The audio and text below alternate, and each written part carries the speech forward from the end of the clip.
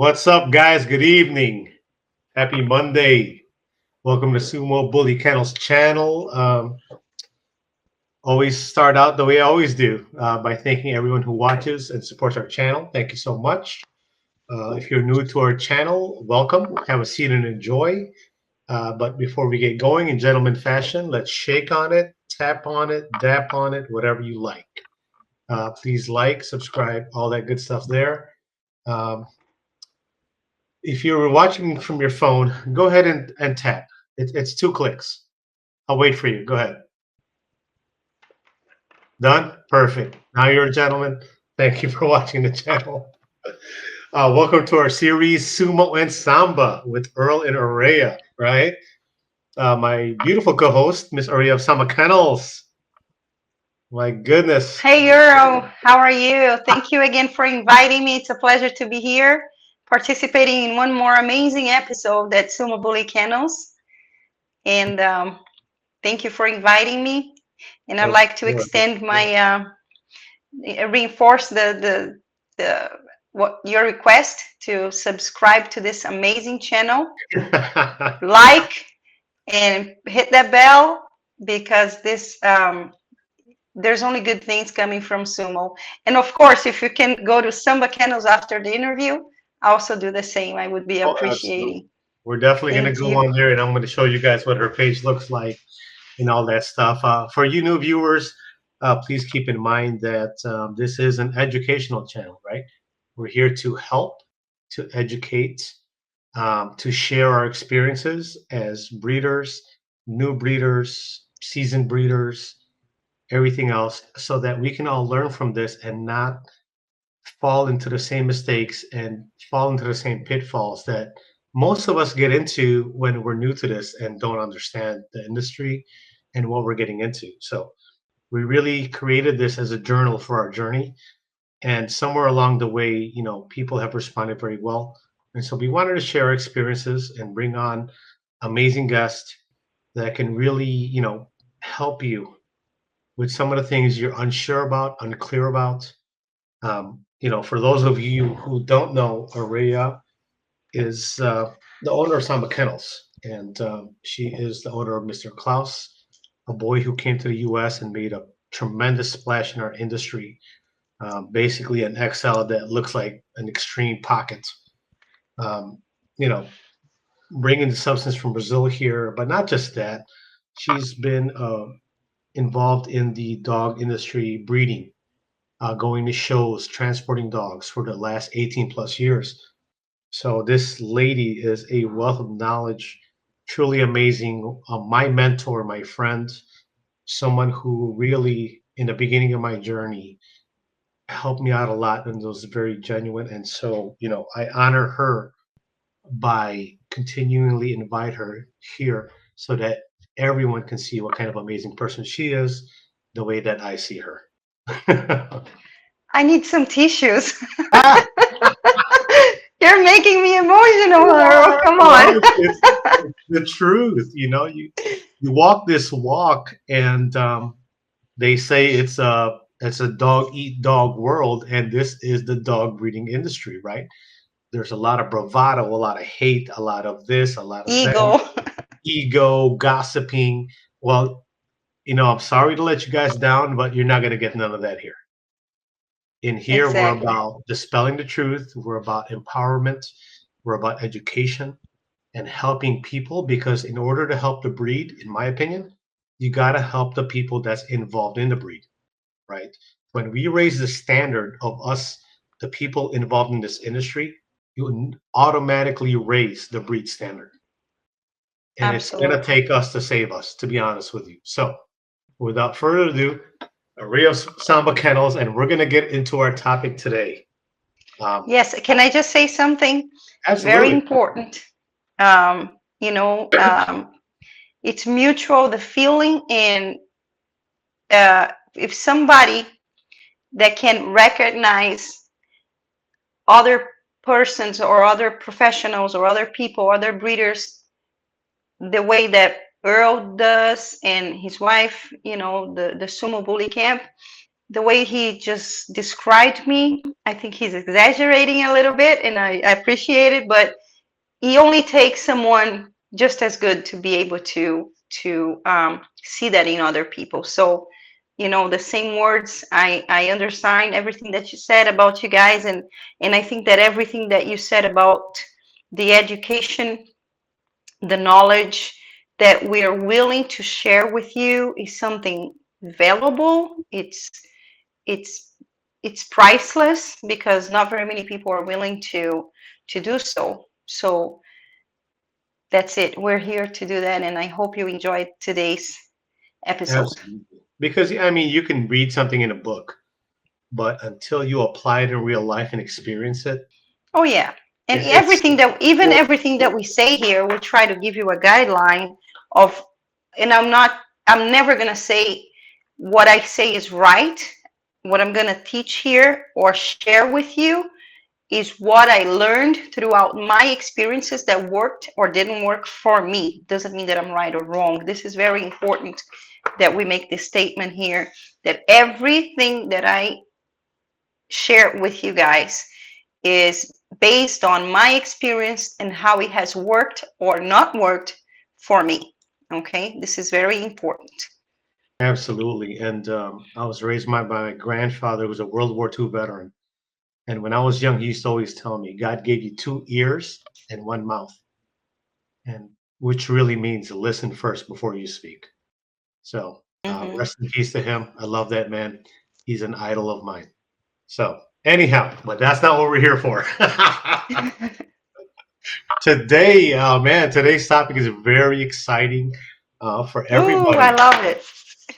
Wow factor studs. Woof, killer. With so many amazing studs and males available out there, I wanted to take a moment and pick your brain on the topic because you are a subject matter on this expert. You are truly, one of those people who knows and knows what to look for, and the depth of your experience breeding for almost 2 decades is invaluable. I mean, you can hit on one litter, but you're dealing with somebody here who's done it for almost 2 decades. She knows something she's looking for. She knows how to mix, match, and pull and create amazing things. Also, a lady that's champed out more dogs than I can count in the ring with her own dogs and the dogs that she's produced. And how many people can truly say that, right? And travel dogs internationally. So your perspective to me is invaluable. So I'm going to start off Thank with you. my first question. I'm going to put you under the gun tonight. I'm sorry. First one. When it comes to males and studs, right? What's more important to you, production or conformation? Production. Dare I ask why? Absolutely. Um, well, it goes by what I breed for. I always said this. I breed for to have reproducers in my kennel and not show dogs. Okay. Showing and conformation is a consequence of my work. A good producer um, will produce champions. Champions will not produce good producers. Not always. Please let me rephrase it. Um, a top producer will many times outproduce himself, and sometimes also he will make champions and he will make other studs. Now, conformation, we're talking about a dog that fits the standard and it has other attributes to it, which means class in the gait. It's got to get a movement that flows. For that, usually the structure has to be very clean, very perfect. The angulations need to be um, balanced. Got to have pretty proportional features.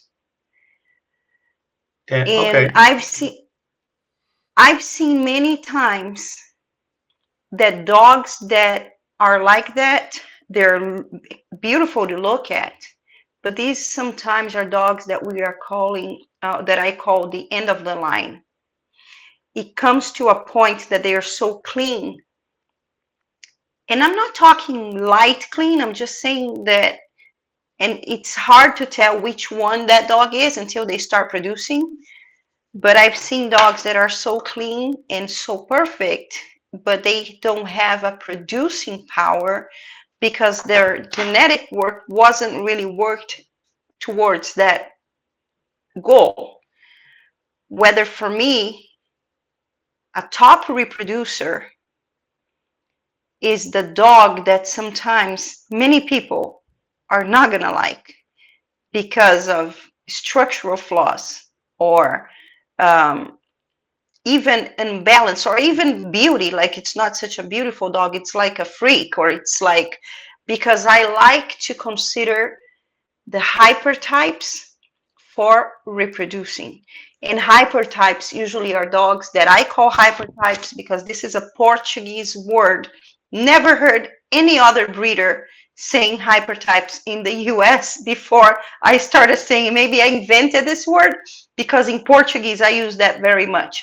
A hypertype is a dog that have extreme features, and I'm not talking extreme. For example, in dogos, a hypertype, you're not going to see an extreme feature in shoulders, for example, like Klaus. You're going to see a hypertype with a massive head, almost like a different breed. Like the dog is impressively superior in bones, in head, in substance, maybe in rusticity.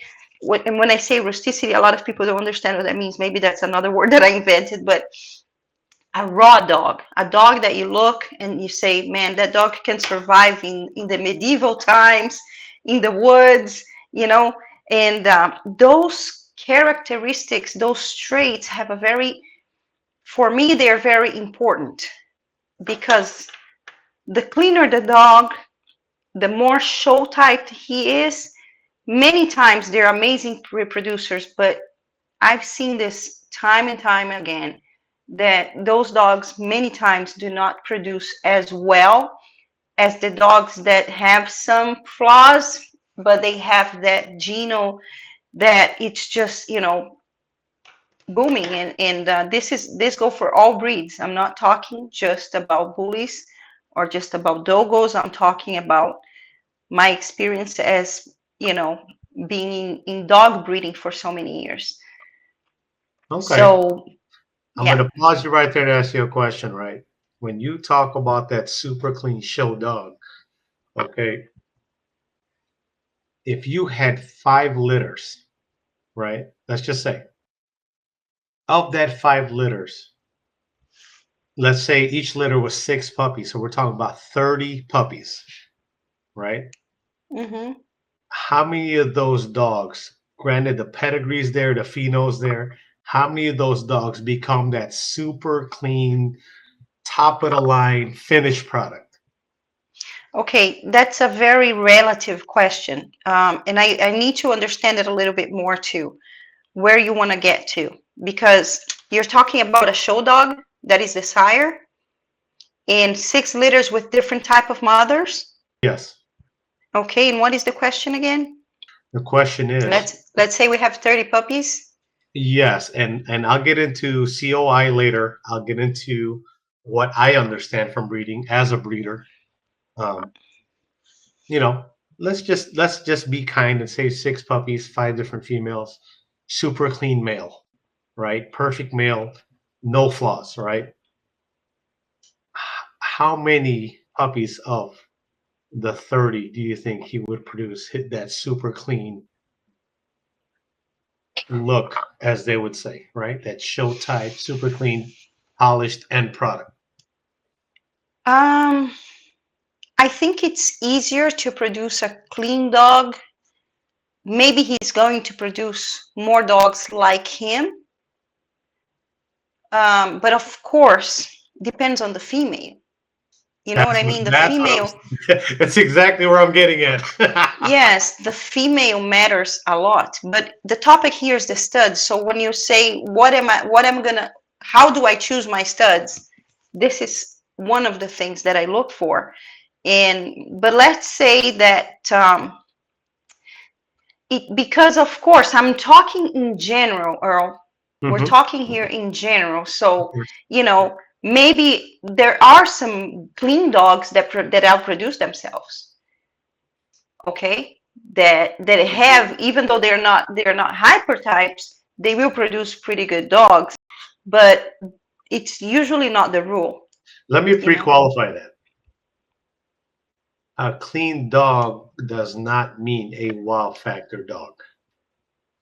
A clean dog, in our industry, has the H, feet are pretty straight, decent top line, good, good rear, But I mean, it's a little complicated. It's a little delicate to talk about a clean dog and a wow factor dog, because many times a wow factor dog, naturally, it's not a very clean dog. Correct. But you can have correct dogs, structurally correct dogs that are wow factor. If you mean. I'm going to put you on the hot seat tonight. I'm telling you. That's okay. I hope you're prepared, because without naming no names, I've seen some super clean dogs out there, and I look at their production, and I'm like, not impressed. So when I look at a clean dog that I like, right, and I see their productions, I go back a generation and look at the father and the mother and see which dog that clean dog pulled from, right? And that's the side of the dog that I follow on the pedigree in order to breed with, because the clean dog is the byproduct of a pairing and never duplicated or replicated, and the clean dog's productions are not up to par with himself. So what I do when I see that is I don't follow the clean dog. I see the end product. I go back to the mom or the dad to see what traits and what phenotype that the clean dog pulls from. And then that way I know what part of the family tree on that side I'm going to pull from. Would you say that's correct? The thing is, no, I don't think it is correct. You know why? I mean, I understand your point of view, but trait portability is an individual thing. And sometimes, I mean, not sometimes, every time, every dog will carry an amount of portability of each gene or each gene from mom and dad. So imagine you that if you have 3 males, okay? If you have 3 males from the same mother and father, and you kept them and there are 3 adults, and you have a very wow factor dog, but is structurally not correct at all, and then you have a very correct dog, breed type, standard type, champion, and but not as wow factor, but the perfect dog for shows and for anyways, the breed standard right there. And then you have a very mediocre brother, like the litter mate that didn't turn out. That's almost like a pet dog, But you have them 3, and you use them 3 in the same female in different times. And each litter with the same female from 3 different brothers, you're going to get different traits. I'm not here to say which one is going to produce better, but you'd be surprised that depending on the portability of each dog and what they carry, because some dogs will carry more traits from their brothers, and they both have the same mom and dad, they're never going to produce the same. Never. I promise you, I guarantee that, because I've seen that over and over again, and many times many times the Shrek of the litter is the one that produces better. You know, and this the reason I asked this is there are a lot of amazing dogs out there, and you know, I give all praises to everyone who takes their dogs to shows and champs them out. However, in that regard, just because your dog's a champion does not mean I will use them in my program. I'm giving a true perspective here, okay? And somebody's First it's gotta be a reproducer, and then if you have a reproducer and you champion him out, you know, great, that's amazing. And I really I am the show, I'm a show person, you know, I love going to shows, I love taking my dogs to shows, and I really appreciate, because it's good for the breed having your dog showing, because this is a thermometer for the breed quality, for the judges to understand, to give you their opinion of how you're breeding, and also for other people to understand where the breed is at. But sorry, I interrupted you, but that's how I see it. You know, it's a great thing. But what does it good to have a champion if he can't produce shit? You know? Agree. Agree. And I'm going to get into that in a minute in terms of my understanding of breeding from my perspective.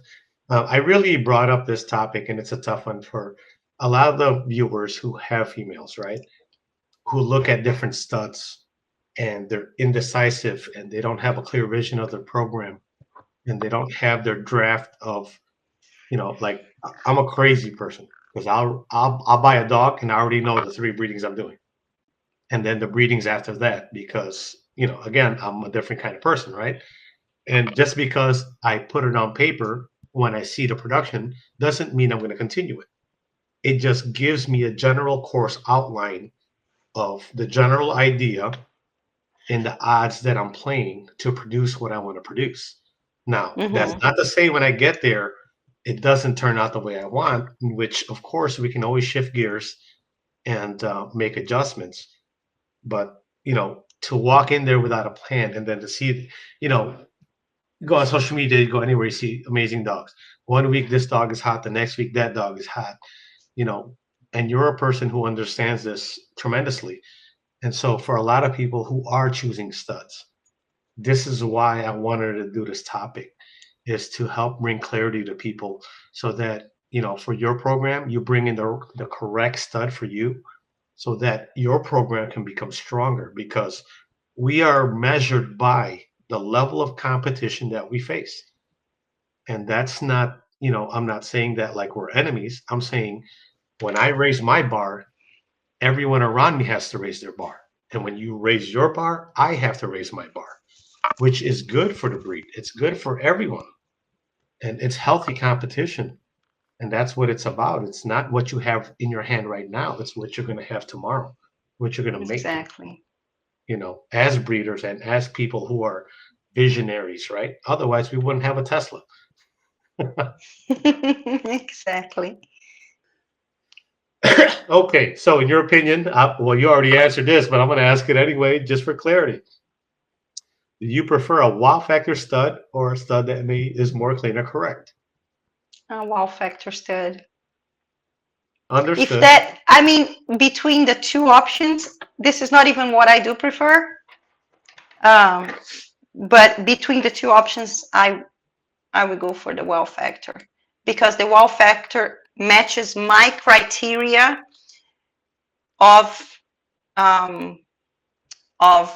selection for stud, which is usually a hypertype. So hypertype and wow factor are kind of the same thing, you know. Are very similar. They walk the same line. Yeah. So let's say a Doberman. Let's say another breed that everybody knows. What is a hypertype Doberman? Probably a hypertype Doberman doesn't mean that it's a taller Doberman, but it means that has a bigger masseter, bigger jaw structure. If you cut, you know, when you hold this jaw here, you're gonna see a sturdy set of masseters, and then when you touch the shoulder and the humerus, you're gonna see that it's solid, and you're gonna see a very strong rear, a very solid dog with bigger bones and a very impressive look. So this is what a hypertype is in another breed. So you kind of can make a comparison to the bullies, and that goes for any breed. That's what I call a hypertype, which is almost a wow factor for our breed, you know. And I do, in my experience, they do produce better because of having this exaggerations of features. Because think like me, two ugly dogs rarely are going to produce, and I'm talking ugly because I'm trying to remember something negative, okay? But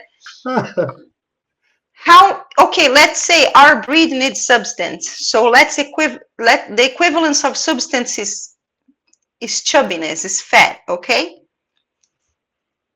A skinny couple, how often a skinny couple is going to make a child with a lot of substance? Yeah. It happens, but it's very rare.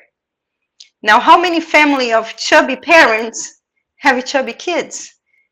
It's just math, you know? So the probability of happening of you having dogs with substance producing more, and I'm talking male dogs, I'm not talking females. That's another thing that I want to talk about later. But the chances are that, you know, you're gonna go downhill very quickly if you keep breeding just based on show type. I gangsta guarantee. Okay. Well, we'll get into the females in another episode for sure. But I understand the bone density, you know, everything you're talking about in terms of substance. So, and do you believe in the myth or the science that females pass more phenotype over to male? Oh, this is absolutely true. It's absolutely true until you have a male that totally breaks the rules. You know, and this is what I'm telling you about portability. If that word ever exists in English, I don't know. I'm just inventing words here because for the ones don't know, obviously you have already figured out that English is my second language. I make many mistakes, but the transference is the transference and the passing of the transferring power of each individual is different.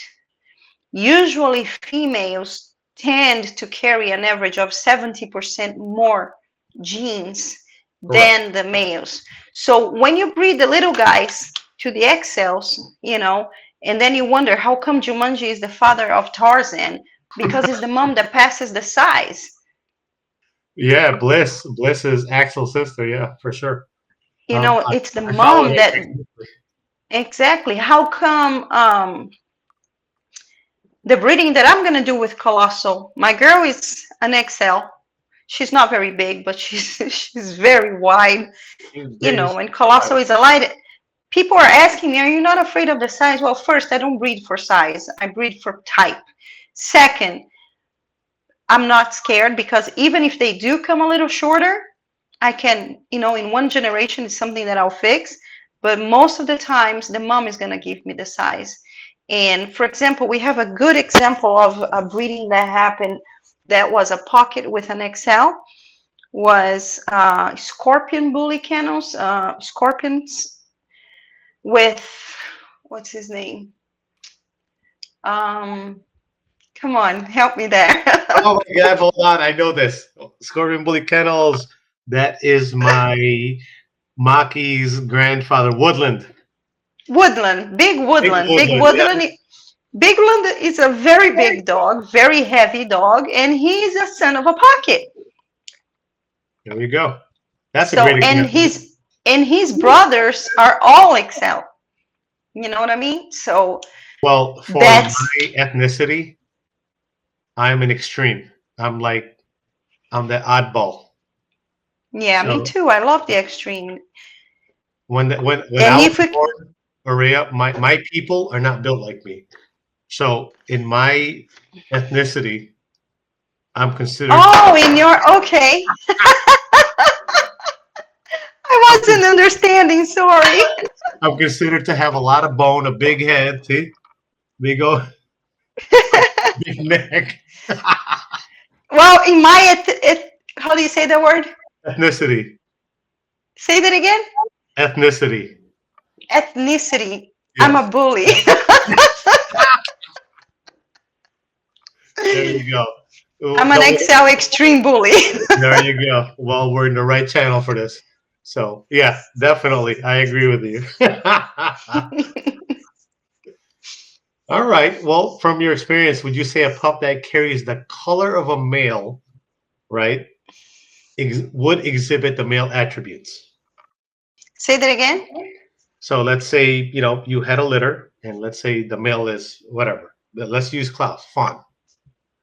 Um, would you say Klaus throws a litter of 10 puppies, and there's 4 fawns or 5 fawns? Do you think those fawns will carry more of his attributes than the female? Man, this is not fair. Ah, it is fair. This is not fair. I have to use another example because Klaus he is off the curve of probability. But he throws his look. That's the thing. He throws his look. He's totally off the curve of the probability because most litters, the mom passes more genes, but Klaus has been throwing his look or that kind of look in every litter with every female, good quality, bad quality, just sometimes, better quality puppies here and there, depending on the female, but the look is there in every one of them. The same traits. It's very strong. Like he really throws it. Because I'm looking at Silva, Gotti, Debo, God, what's the other one? The 4 boys. Soul. I look at him like Klaus is just reproducing mini Klauses. No, man, it's crazy. And the thing is, all the litters that he has produced. Female off Klaus right now. Say that again. Up till now, I have the only fawn female, with the exception of the little puppy. And that's why I wanted a fawn female off it, the one with the brown nose. You know what I mean? Yeah. And I've been seeing his puppies growing, and another thing is, I was gonna say that when you mentioned about traits, I think that a good reproducer is not necessarily that one that produced 1 or 2 individuals that he outproduced himself, but that produced homogeneous litters. Yeah, that produces consistently, because especially for us breeders, because we're not here to compete to each other, we're here to, the art of breeding should be, we have a safe competition, we have a healthy competition, but we're also a community. We have to exchange blood, we have to help each other, we have to sell and buy dogs from each other, because supporting each other, but also with a vision. Unfortunately, it's not what happens, and we know that because we live in the human world. But the sportsmanship of being a breeder, you should be exchanging information and genomes and phenols, and that's what we're here for. So when you have a producer that produces consistently, you can understand exactly what that producer is, and you can decide, I need that kind of trait, and he's producing that. Now, a dog that produces different type of dogs with every female, amazing dogs with fun female, pet home dogs with another one, that's so inconsistent that maybe he did produce 2 amazing males or 2 amazing studs that outproduced him, but that's it. and then everything else is shit. And how can you understand what kind of genome that or pheno that dog is actually throwing for you to actually benefit from that dog and improve your program? So producing consistently sometimes, in my opinion, it is more important for the breed than actually producing better. And I'm saying when I say, let me explain better. A dog that produces consistent traits throughout their life with different females than that dog that produced maybe one or two amazing specimens and that's it. And then everything else is, pet home, for example. Right. So Most people don't because even talk about that. You know what I mean? It's a reality. yeah, and so you can understand, even for females, it's the same thing. If you see a female producing always that look, you know what that female needs to improve into. And for me, breeding is an art. And of course, it's amazing for us to the challenge of not knowing what's coming is amazing. But when you know what a dog is able to produce, and you want to go beyond that, and you want to actually say, okay, let's do something different here. Let's see if we can change that. That's where the art of breeding comes in place, and that's the challenge that keeps us alive in this breeding, the art of breeding. Absolutely. And with that said, that's why the anchor points of my yard is really three dogs: Zion, Markov, and Klaus. Those are the three anchor points in my yard. Two American bloods that are consistent, and Klaus, who is producing his ass off and throwing his look. And the thing with innovation is that people are late to show up to the party, right? I picked two that are established bloodlines here that people understand how they produce, Zion and Markov, right? And there's a lot of fans of that blood. And I think some people may be late to the party when it comes to Klaus. They'll realize a year or two later, when everyone has it already and has done what they wanted to do with it. And that's the key thing to being a visionary, is understanding, the new trends coming up and taking advantage of it and really incorporating it early, ahead of everybody. Because if everybody knew, you would have bought all the Starbucks stocks when they first started, right? And you wouldn't even be working. You would. No, but that's good. It's okay. Leaves it more for us, for True. the ones that have it. Well, I'm just saying. Actually, If we- I don't blame them. I don't blame them. I just think that even though you've been in the bullies for not as long, but you've been breeding and you understand genetics for a long time. Absolutely. I just think that a lot of people don't understand breeding in this community, unfortunately. I think a lot of people don't understand me. Don't understand what? I think a lot of people don't understand me. No, probably. But you know what I mean? Like, a lot of people are just too worried about trends and about money and about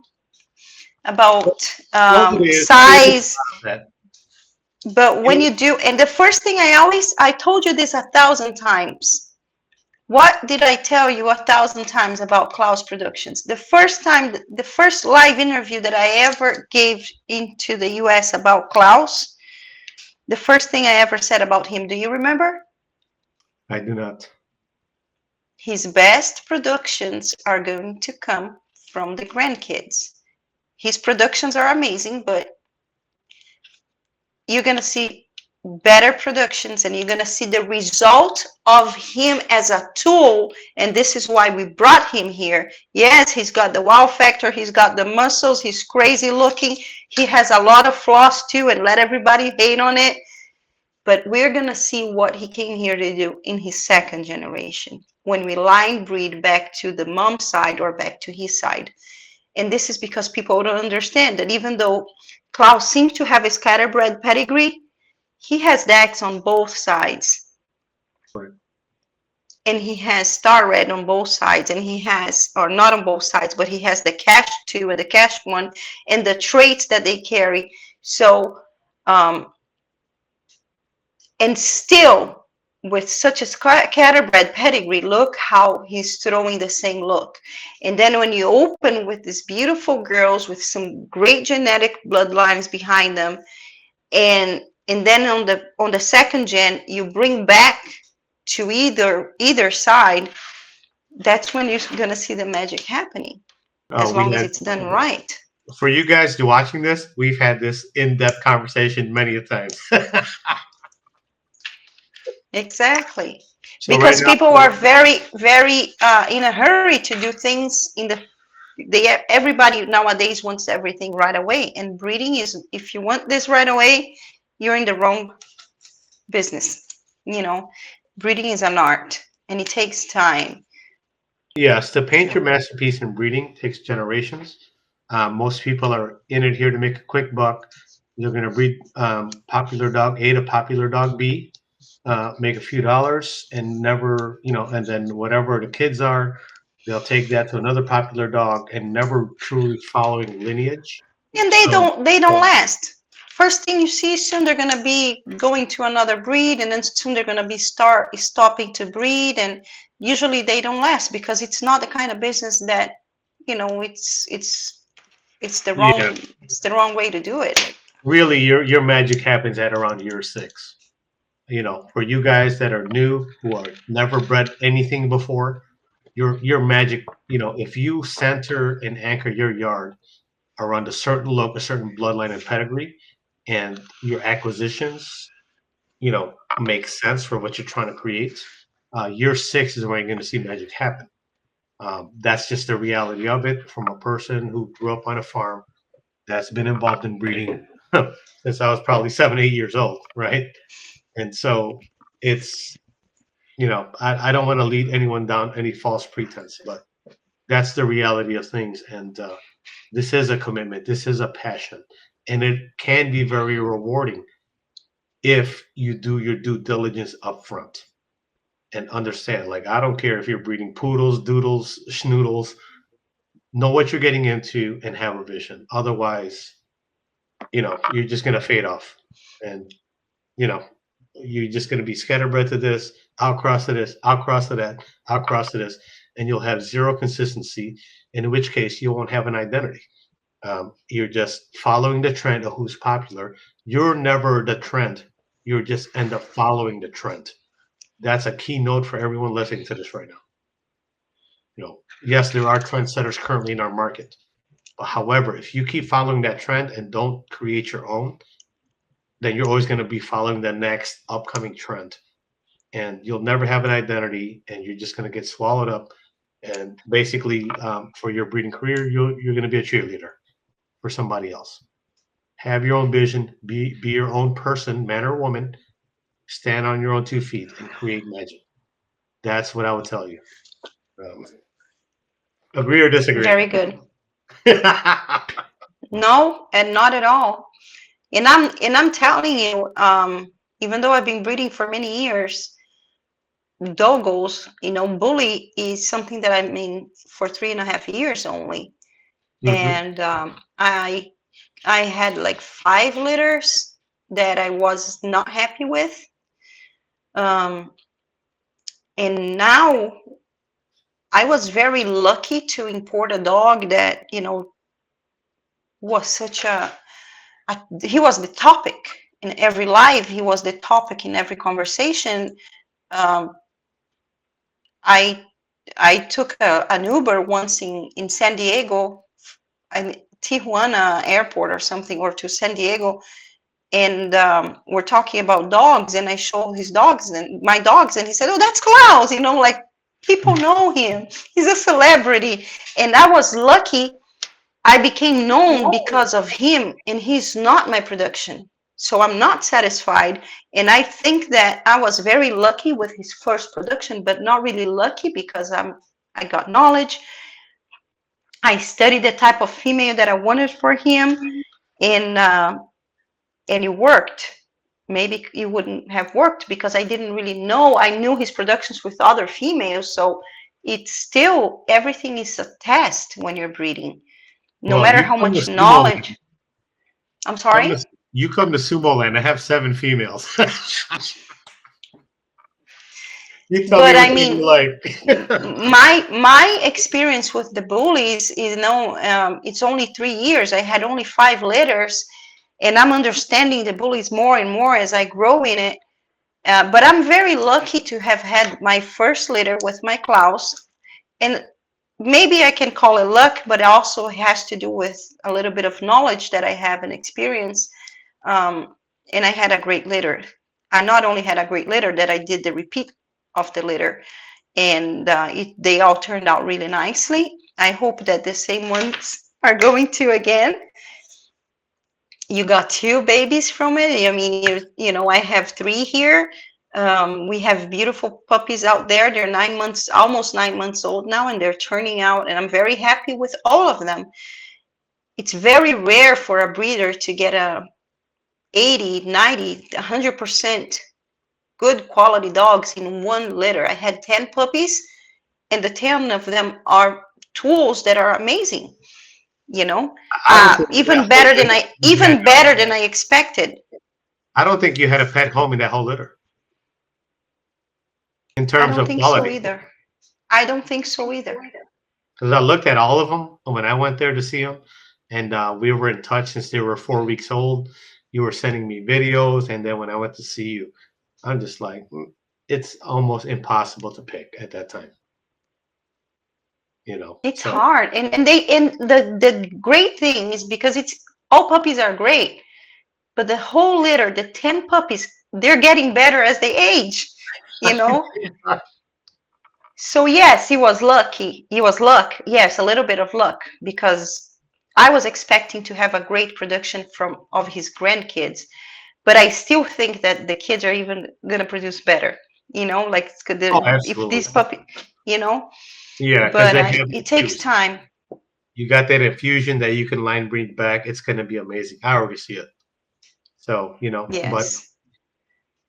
for those of Just you a who second. don't, I'm gonna turn off my air conditioning here, my are you fan. freezing? No, it's actually noisy. And yes, it's a little cold. It's gotten cold today. Mm. But No, that was an awesome litter, and that's how we got acquainted. And I was a big fan of that litter, and was very thankful that I was able to get involved with it, to become friends with you. Big fan of your program, of course. That's why I continuously invite you on, because I feel like everyone can learn so much from you. thank you Okay, so well, here, much. let me shift gears. How do you feel about COI, coefficient of inbreeding? I think it has to be taken in consideration, uh, because the COI will determine what kind of breeding you have to do with that individual. But I don't base my breedings on COIs. I just use it as one of the criteria to inbreed, for example, or to line breed. If I have a dog that has a very high COI, the only thing that I can tell you is that I have to outcross. Correct. That's it. That's the only reason that I kind of look at the COI, but I don't really, as long as it's not, if I know that the dog has a high COI, why am I going to take it back to No. a relative? I like to work with dogs between 15 and 25%. I think that's a safe. It's a safe COI, but I've had dogs that are 37%, and sometimes they produce amazingly too. Okay, fair enough. I only ask it because it is a topic, and for some people, it's an old topic. For some people, you know, it's the first time hearing it. And so let me explain. COI means the coefficient of inbreeding, which ultimately means homozygotic pairs of genomes, right? In which case you can have a higher guarantee of traits, passing good or bad traits. So let me clarify that. So a dog that is, let's say, if you look at the head, the front, the rear, the back, all these things, and the dog has one or two, let's say one minor flaw and one major flaw, and he's breed quality dog, if he has a medium to high COI, then you can bank on him passing majority of his traits towards what you pair him with. And if you're trying to correct, then you can't pair it with a dog with too low of a COI, because then that dog dominates, right? So we're looking at adjustments and corrections. And so COI is a measuring tool. It's a barometer. It's something that you can use in your program to make decisions. However, it is not the end all be all to everything you're going to do. So that's how You I have to feel about consider that the same dog that has a high COI can also will carry recessive traits that you're not aware of correct. in genetic diseases, and so that's something very important to consider, to understand the the the background of this dog and the history of that lineage, and also what he's passing and what he's producing. And for that, we have the testing, the DNA testing now, that are very good for understanding a little bit more about the genetic diseases on these dogs. Yeah, I do embark. I like embark for me. It's not 100% accurate in terms of No, but it's better than nothing, right? Imagine in Brazil that absolutely we don't have embark and people are breeding without really knowing. They have to breed more. Our embark is our productions. yeah. That's why people there, they end up breeding more to understand what each dog is producing and passing along. No, for sure. How do you feel about a father to daughter breeding? I don't like that kind of breeding very much. I just think it's risky, but it has given us amazing specimen, and it is not the kind of breeding I really do in my program. I just think it's pretty risky. The chances of It's like this: when you have a very tight inbreeding, and I'm not just talking about father to daughter, mother to son, or brother to sister. I'm talking about any kind of very tight inbreeding, okay?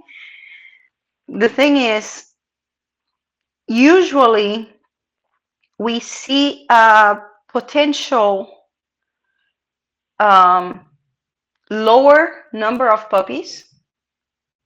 Correct. That's one.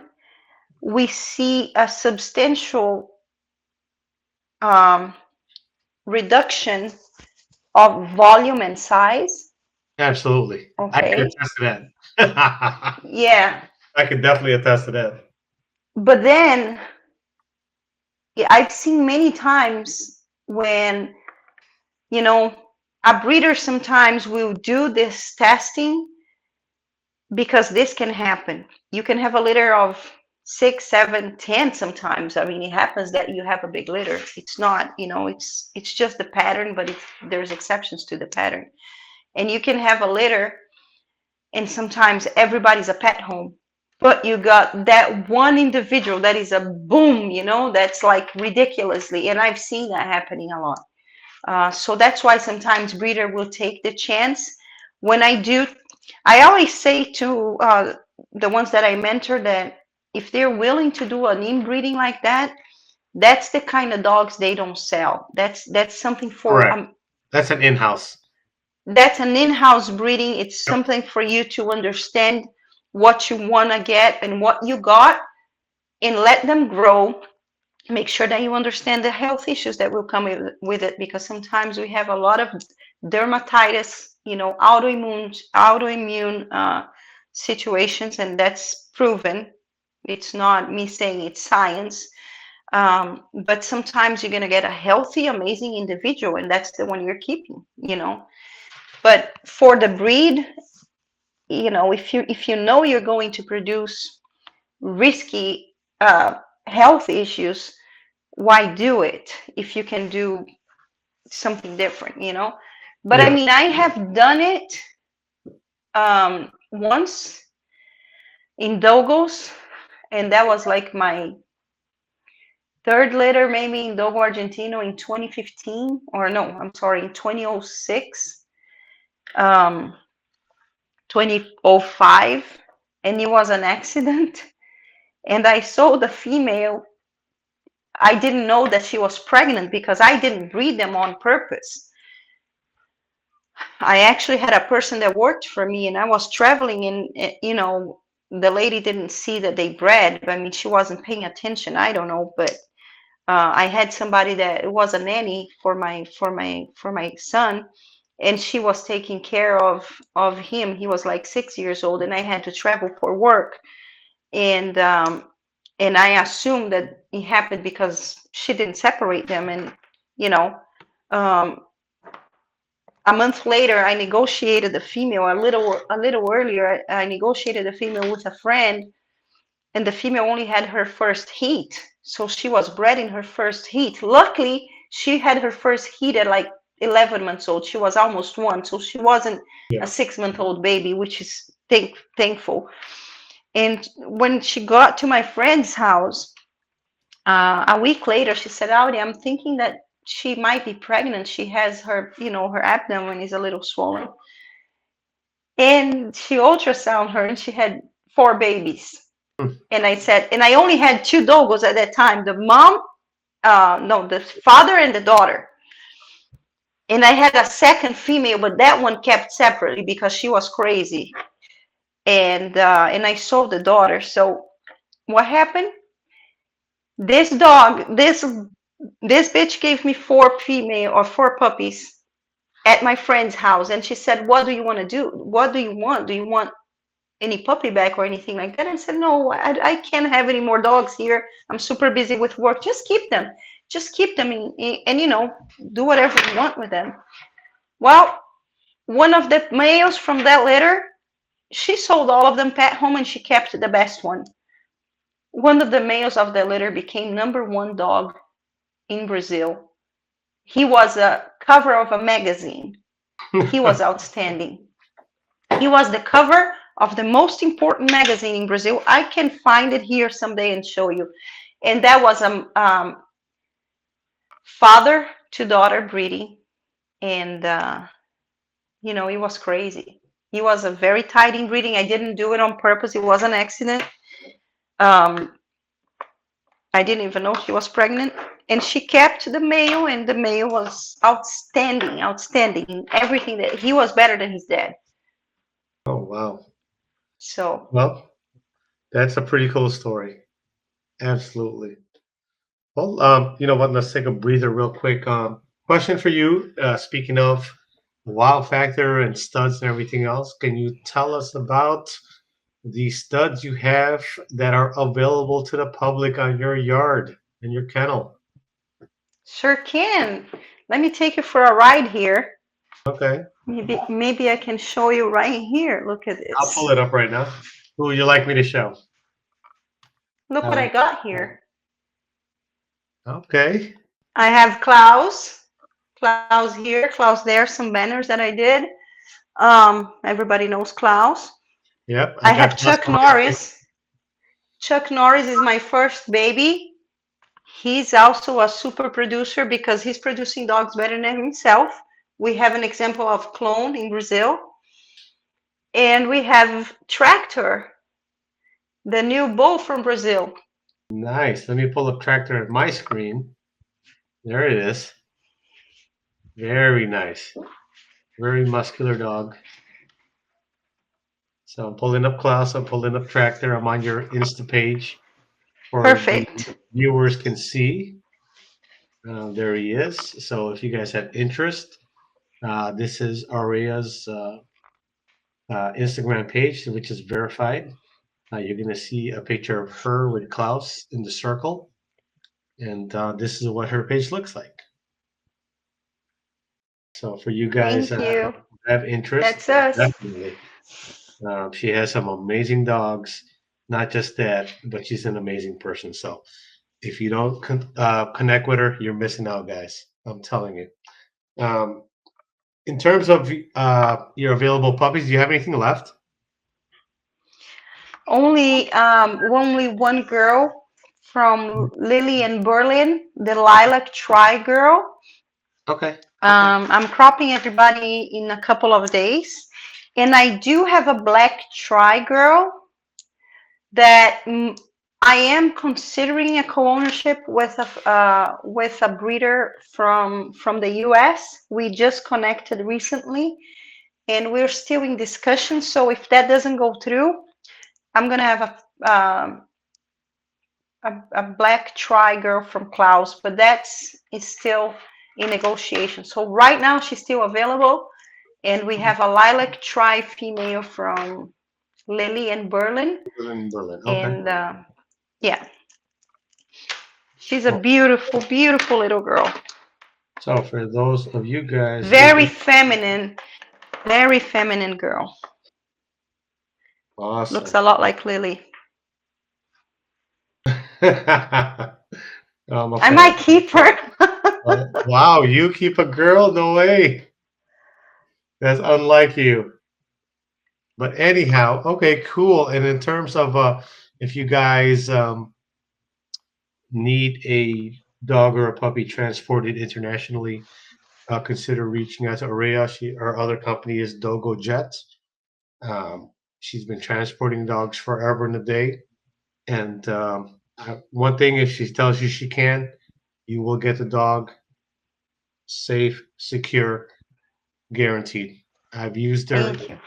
so many times for my puppies, for adults. She has not failed me yet, and she has not failed her clients yet. So I'm just And we showing also you. do, thank you, Earl. If I can add to that, we also do consultation for, if you want to travel with your dog, and if you know somebody that needs to travel internationally or even domestically, and you need help, we can help you with the step by step. There's a small fee, but it's worth every cent, because to make sure that you're not gonna have any issues and you're not gonna buy your ticket and then denied boarding because you didn't have all the rules. So we do consulting for the people that don't need a shipper, but need somebody to help them on shipping themselves or traveling with their own pets. That's a big one, guys. It's very important. So if you are considering picking up your own dog or whatever, definitely pay for the consult. It's well worth it. Any dog I've dealt with already on one, two, three, four dogs now, right? And you know what? They're all here at Sumo Land. No issues, no problems. They arrived when they were supposed to. Everything went as planned. And so, in my experience as a customer, I'm giving my review. Um, Thank you. Mhm. and this is why I love having you on, because I don't think people understand the depth of your knowledge and experience. And it truly is very important for people to know so that they can make moves in confidence, knowing that consulting and working with the right people, all things are possible. So, big one on that one, guys. And for me, of course, Sumo dog food. Oh my God, I'm grinding every week. It's killing me. It is killing me. Sumo dog Talk food, to them. guys.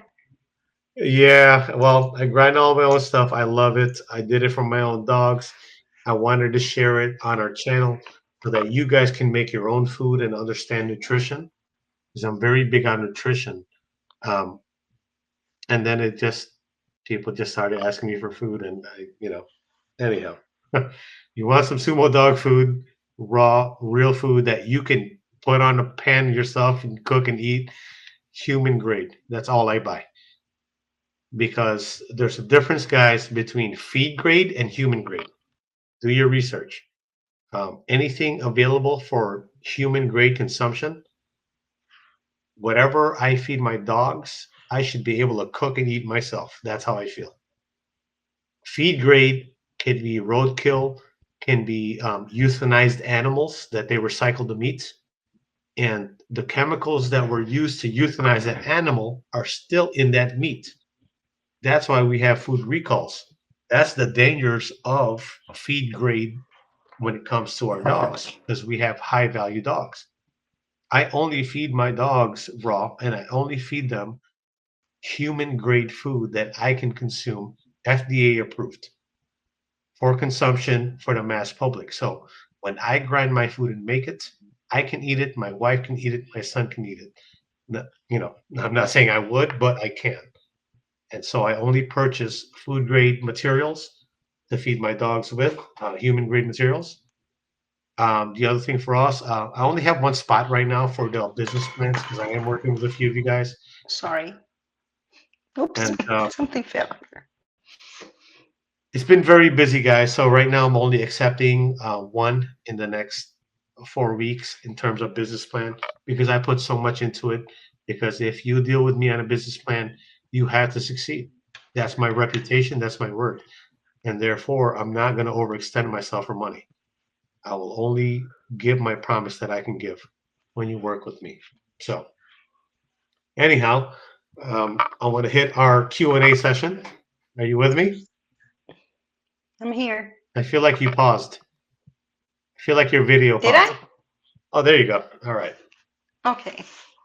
So let's drive some points home for the guys and girls who are watching our channel. Um, Okay. let's just reiterate some points here. What makes a good stud? What makes a good stud? Yes. Well, first, I guess the um, the pedigree. Okay. That's one. But mostly the transferability of genes, Yes. because there's no point of having good transferability if the pedigree, and when I say pedigree, is not the kennel name, guys, is the quality of dogs involved in the pedigree, okay? And then if you have good quality dogs, will that dog transfer those genes from that dog, to their offspring? So that's the second most important, the transferability. The second is, does that dog look good? Is that a wow factor dog, or is that a good looking dog, or is that something that will, have features that you want to balance? Who wants to breed to an ugly dog, right? So the looks are important. Oh, absolutely. And first and foremost, a healthy stud.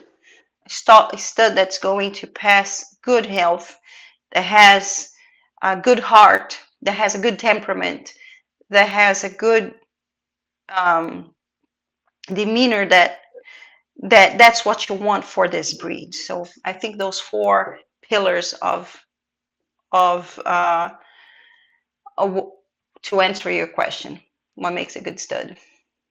Okay. In my opinion, again, in my opinion, doesn't mean No, that I'm right, you're just but that's how fire. You were under fire tonight because I'm putting you on the hot seat. So, okay. You only get one pick. What's your favorite attribute on the male? type. Okay. That's fair. We have new breeders that watch your channel. We have some seasoned breeders that watch your channel. How much does color play in today's market? Oh, say that again. Sorry, I got cut. I said, how much does color play in today's market? For me, nothing. I mean, but we went on a time where Merle was everything, right? yes, but color can be added at any time.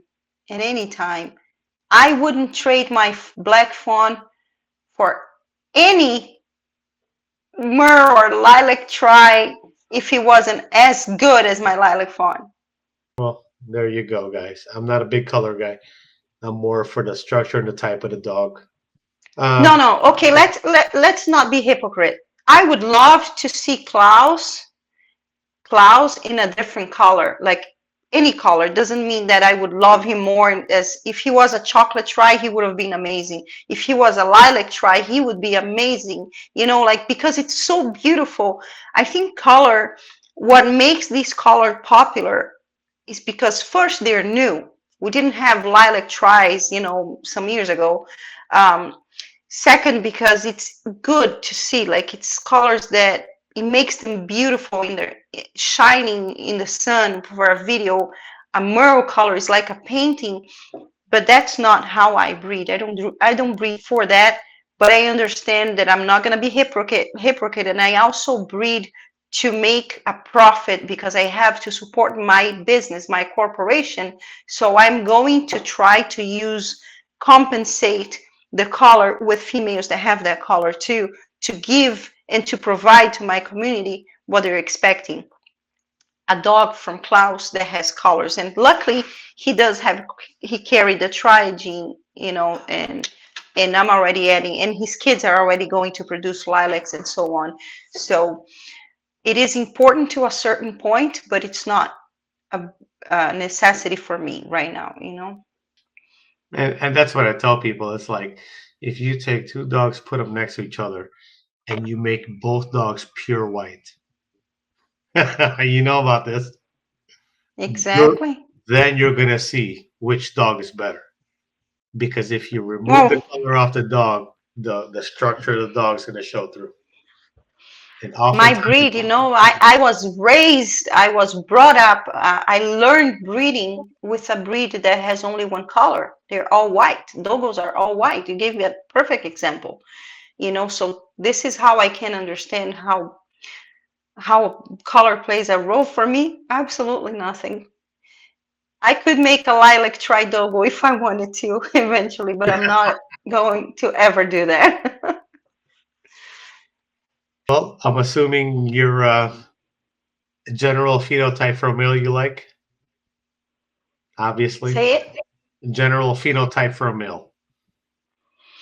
Or General XL. phenotype. Yeah. I think that aside from the breed type, I want power, I want substance, I want bone, and wow factor, of course. Who doesn't like a wow factor dog? For new breeders, intermediate breeders, how important is it to have a wow factor male on your yard? Um,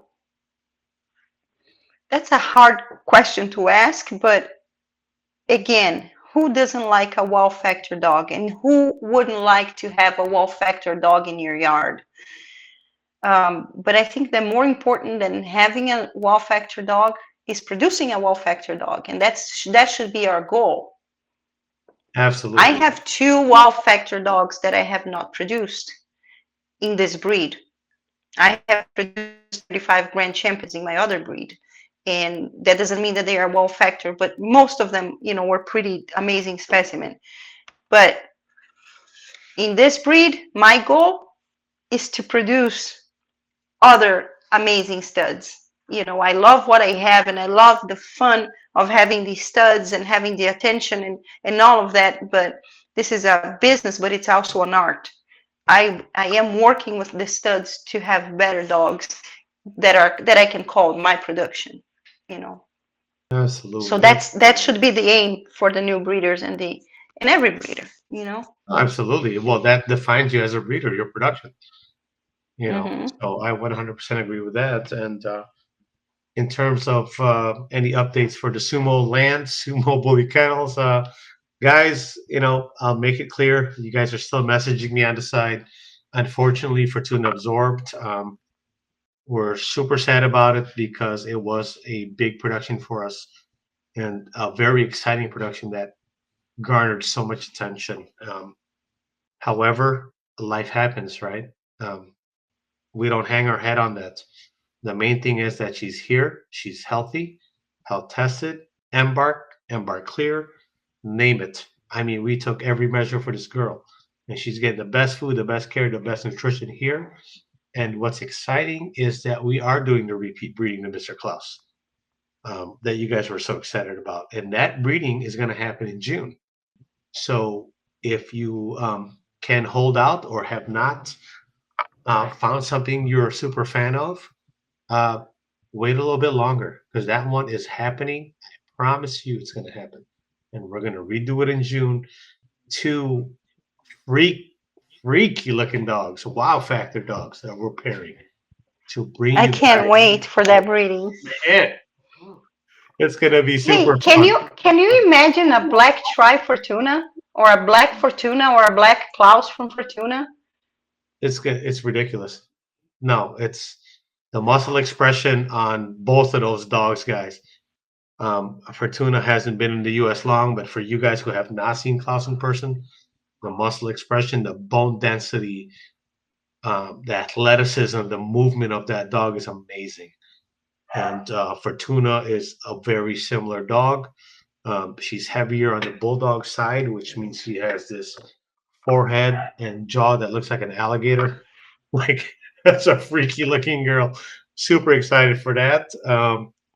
Fortuna And is very similar in phenotype. Like she looks a lot like Tractor. oh yeah, tractor all day. Absolutely. You, So you know, if you tractor. want, if you wonder, one day I said I wish I could breed Klaus to Tractor. You know, I don't have to because you're breeding Klaus to Fortuna, so it's basically the same. It's the same thing, correct? Yeah, for you guys who love the Brazilian dogs and are a fan of that, the pit monsters, well, tell you what, we're working it out here. And another thing, guys, if you don't already know, is that K&Q's Lily is here at Sumo Land. Thank you, Araya. She couldn't have gone to a better place, and I'm so happy that you have her. I'm so Amazing. happy, not only for the plans that you have for her, but also for the family you are and the dedication that you do with your dogs. I mean, it was an opportunity for both of us, and knowing your vision and knowing your goals, I know she's in the right place, and the community cannot wait to We'll understand what see. you're gonna do with her. For you guys who don't know who Lily is, she is a Zion daughter and Whopper's litter mate. So I'll leave it at that. She is off of Zion and Bossy's Tetra, who is the direct sister of Whopper. Guys, we're super excited. We are going to line breed her back, and special announcements on her breeding with us. We are taking her to Zippo. Woohoo! Yes, I'm a big fan of Zippo. You guys know it. I've been saying it forever today. Zippo is another Zion's son, off of Henny Gorgeous, who is has Markov on the background, and I have a Markov is one of the pillars of my yard. So that male just hits on my yard, and so super excited to share those updates. So anyhow, You killed with that one. You killed it with that one. oh hey, knock on wood. We're here. We're trying to make moves, and thank you so much for allowing me to get her and trusting me with her and seeing my vision. So I want to thank you for that because that means a lot to me. And the part of the reason I bought the girls from you is not just because the class is amazing. It's also that Lily carried the pedigree, the phenotype and the genotype that's one of the pillars in my yard. And And I she's an never, amazing reproducer. She's an amazing girl, you know, like she's an amazing reproducer. She's got that. She, from the two litters that I seen her, she has the transferability of the genomes and the pheno, or the genes and the pheno, very established, very homogeneously. And she allows the male to throw those genes, and she still keeps that balance that will make, that will soften the traits from the male, but it will also, you know, like it's just like she is. That's why I did a repeat. I wouldn't have done a repeat. And I also wanted to try Berlin because, for the ones that don't know, Berlin, my stud, we sold him to Mexico, and I don't have him here anymore. And this is one of the reasons that I bred him to Lily also, to be able to keep something from him before he left. And I got a little Berlin. I got a copy paste, you know. So look, the same Lily made a clone of Klaus, and or 4 clones of Klaus, and or 5, because I have another one here nobody knows about. And then she made a clone of Berlin. So look how that's what a female have to do. You know, they usually throw the traits, but they also allow the studs to throw what we want from them. You know, Yeah, and you know, the thing is, like, man, number one, that girl can eat, but two, like, she has a nice H frame. She carries a lot of bone on her forearms, and she's a pretty big bitch. Like, she's not a small girl. She's not a small girl, but she's not a wow factor girl. She's a very feminine girl. She's a And this is feminine something girl. that we're going to talk about in the female episode. Everybody, please wait for the female episode, because that's going to be also very good. Let's not talk about this now. But we're going to talk about the she-males and the females. Absolutely. So, guys, I'm going to cap this one off right here. In summary, guys, male/studs are very eye-catching, man. We all love them, right? The male species of any animal in the animal kingdom exhibits that power size in which all draws our attention to them. They exhibit the breed standard to the highest capacity. In our lane, XL Bullies, American XL Bullies, a beautiful wow factor stud is definitely an eye-catching dog, a showstopper. You know, the beauty of having the current generation of amazing dogs we have right now is that we get to use them in our program and create better dogs. That's why I love seeing with great people with great dogs, and I reach out to them, and I'm a fan of their program, a fan of their males, is because we get to use these tools that are available to us. You know, in pursuing studs for your program, guys, let me give you some tips. Quick tips from me. Number one, make sure the stud owner is organized and communicates well. And you know what I mean by that is being responsive, right? The last thing you want to do is, you know, like a dog, and you're communicating and messaging this person and they're not responding to you. What happens if your girl spikes and they're not responding to you? You're going to miss your breeding. Guys, make sure it's of the utmost importance that if you reach out to someone with a high value stud that you want to use in your program, make sure they're on it, make sure they're responsive and attentive to your needs, because you don't want to miss a breeding because of that, right? Secondly, my tip, make sure the stud is health tested, right? Because you want to, you know, create amazing dogs, but you don't want to take a step backwards in dealing with health problems, right? Number three, now, as if you're the person with the female, do your part, guys. Make sure your females are healthy. Make sure they're fed, you know, the nutrition, the supplementation.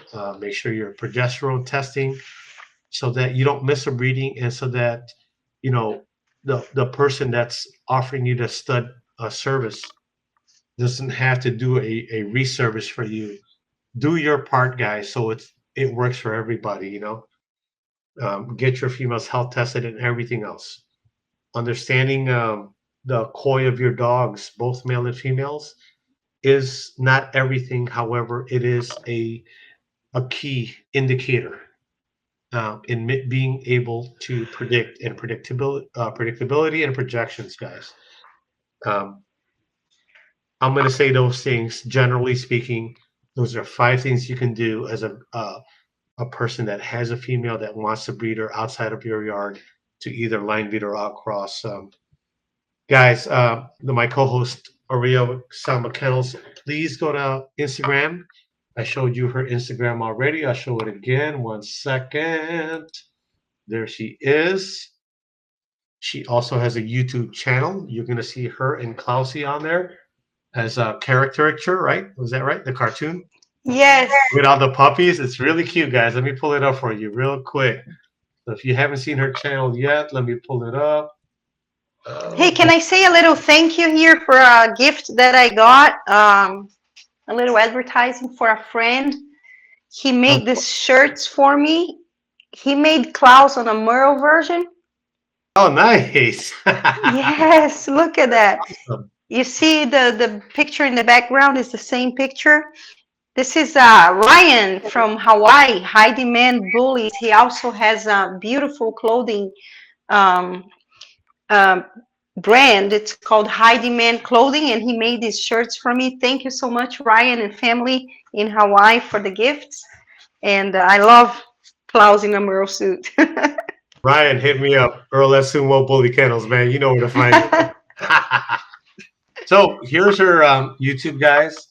You're gonna see Araya in her cartoon form with a Brazil shirt, Klaus with a Brazil shirt, and the little puppies. So this is her page. Check it out.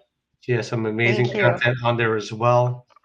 Oh, and the good thing about my content, I have a very important video about the history of Brazil with Dr. Piloni. He was the first person to start the what we call the pit monsters in Brazil. Is equivalent to the XL Bullies, and that's why they are registered pit monster there. But the concept is about the same.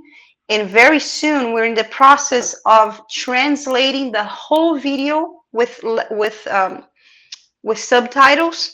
So for the ones that are interested in the history of the Brazilian dogs, that video should be coming up this week. We're in March 17th today, 17th, 2023, 18th, 2024, I'm sorry. So for the ones watching, probably it's going to be after this week, we're going to have this video re-uploaded with English subtitles.